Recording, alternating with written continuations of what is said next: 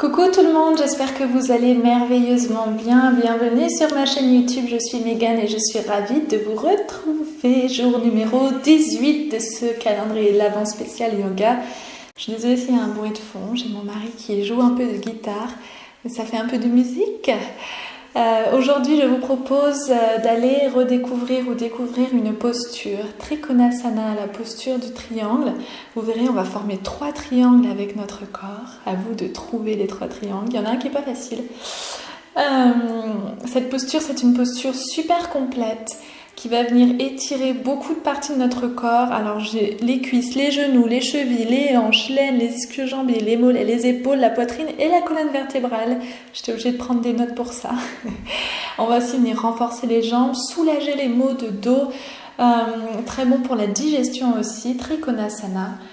Je vous propose d'y aller dans la joie et la bonne humeur avec le soleil qu'on allait chercher hier pour Trikonasana.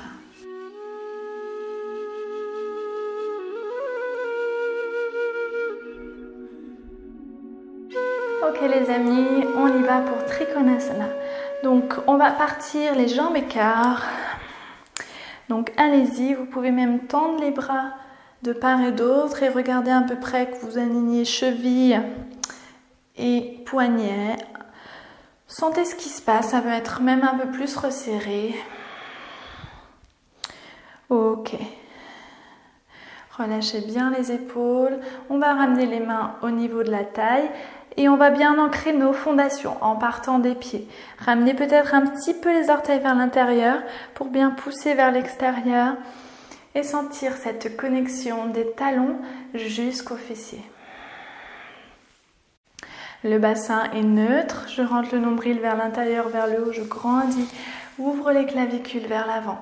Retrouve cet alignement au niveau de la tête, du cœur et du bassin. Ah, et sentez ce qui se passe. Sentez qu'on partage un moment ensemble pour connecter à notre corps.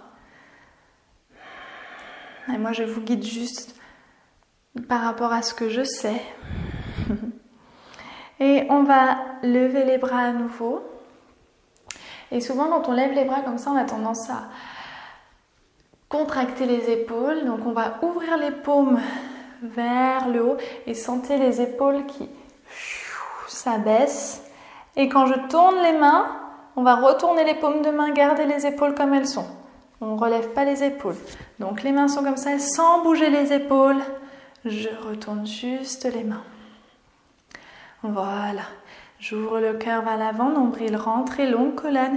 Et je tourne le pied droit vers l'avant. Ok. Si je sens que je suis un petit peu trop écartée, je peux ramener un petit peu le pied vers moi. Et on va tourner le pied gauche à 45 degrés vers l'avant du tapis. Voilà. Donc sentez ce qui se passe, poussez bien dans la bordure extérieure des pieds. Et là on sent déjà ce qui se passe au niveau de la hanche, donc laissez faire. La hanche va partir un petit peu sur l'arrière du tapis, c'est ok. Sentez ce qui se passe, pressez fort au niveau des pieds.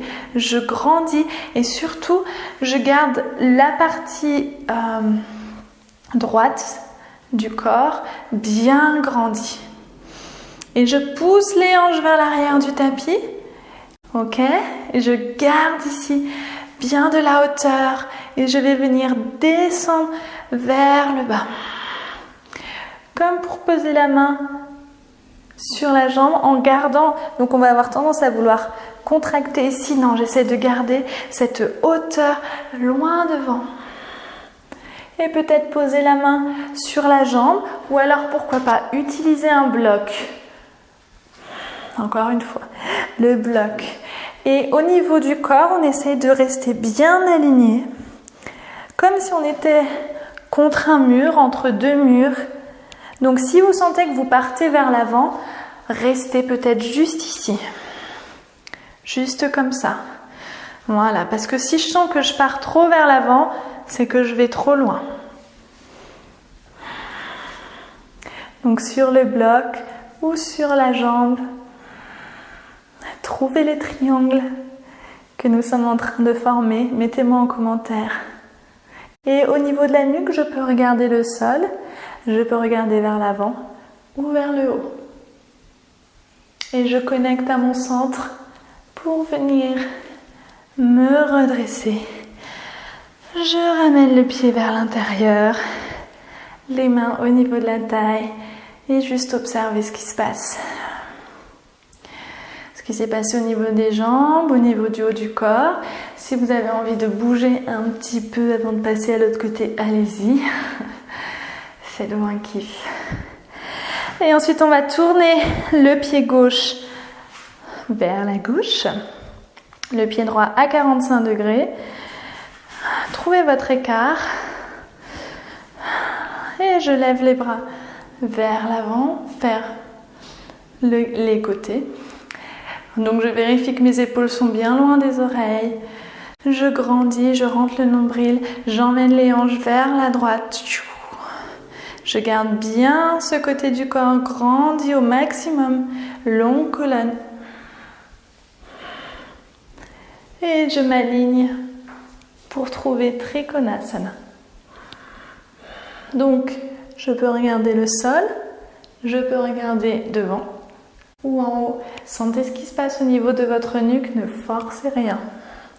Utilisez le bloc pour poser votre main. Pressez bien dans les pieds, dans vos fondations. Peut-être vous êtes là.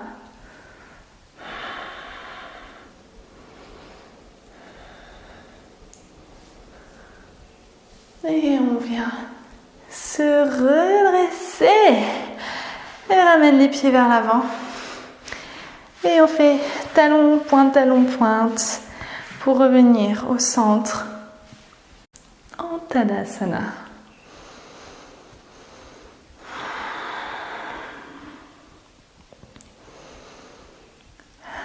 Voilà pour Trikonasana.